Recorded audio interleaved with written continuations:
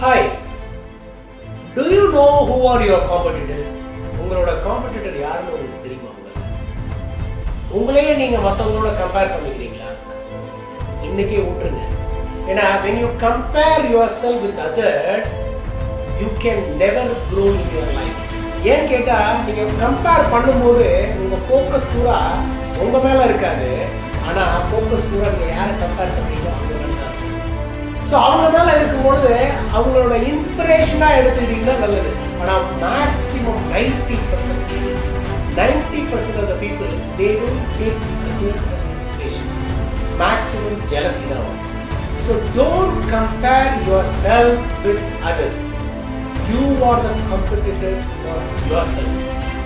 இன்னைக்கு விட நான் நாளைக்கு எவ்வளோ பெட்டரா இருக்கு, நாளையை விட நாளான்னைக்கு நான் எப்படி பெட்டரா இருக்கு, இந்த மாதிரி மைண்ட் செட் நீங்க கிரியேட் பண்ணிட்டீங்கன்னா ஃபோக்கஸை அடுத்தவங்க மேல வைக்காம, காம்படிட்டரா நினைக்காம, உங்களுக்கு கீழே உள்ளவங்களா இருந்தாலும் சரி மேலே உள்ளவங்களா இருந்தாலும் சரி காம்படிட்டரா நினைக்காம focus on yourself, focus on your growth, focus on your mindset, focus on your development.